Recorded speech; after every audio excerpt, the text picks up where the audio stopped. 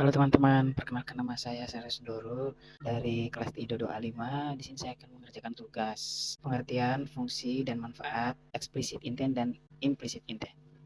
Yang pertama yang kita bahas adalah explicit intent. Explicit intent adalah jenis niat yang dinyatakan dengan jelas oleh pengguna atau aplikasi. Explicit intent berfungsi yang pertama, komunikasi yang jelas. Explicit intent memungkinkan pengguna atau aplikasi untuk dengan jelas mengungkapkan niat atau tujuan yang ingin dicapai. Ini membuat komunikasi lebih efisien dan mengurangi ambiguitas. Yang kedua, pemahaman yang lebih baik. Dengan niat yang dinyatakan secara eksplisit, pengguna dan aplikasi dapat lebih memahami apa yang diharapkan dari suatu tindakan atau operasi. Yang ketiga, pengenalan yang tepat.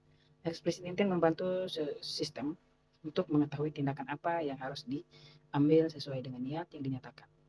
Ini membantu dalam mengarahkan aplikasi atau layanan ke tindakan yang benar. Manfaat dari explicit intent itu mengurangi kesalahan. Maksudnya di sini explicit intent dapat mengurangi kesalahan dalam pemahaman atau interpretasi niat, sehingga menghindari tindakan yang tidak diinginkan atau tidak sesuai. Yang kedua, peningkatan interoperabilitas.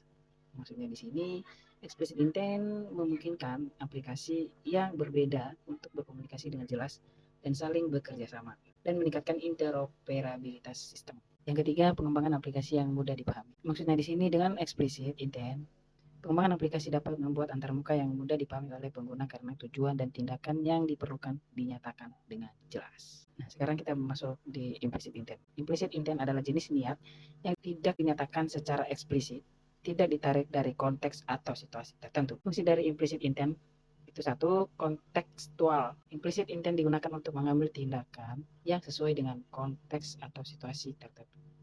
Ini dapat mencakup tindakan yang tidak perlu dinyatakan secara eksplisit. Yang kedua, penyesuaian otomatis. Implicit intent memungkinkan sistem untuk menyesuaikan tindakan dengan informasi yang tersedia tanpa perlu petunjuk eksplisit dari pengguna.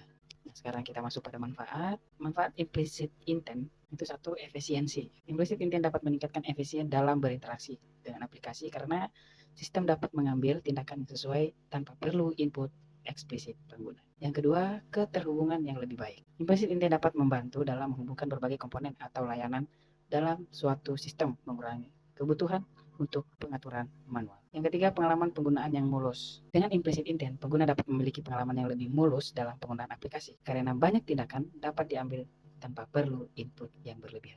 Perlu diingat bahwa baik explicit intent maupun implicit intent memiliki tempat dan kegunaannya masing-masing. Dalam pengembangan aplikasi dan sistem, keputusan untuk menggunakan salah satu jenis intent bergantung pada situasi dan tujuan aplikasi yang digunakan. Sekian penjelasan dari saya tentang explicit dan implicit intent. Sampai jumpa kembali.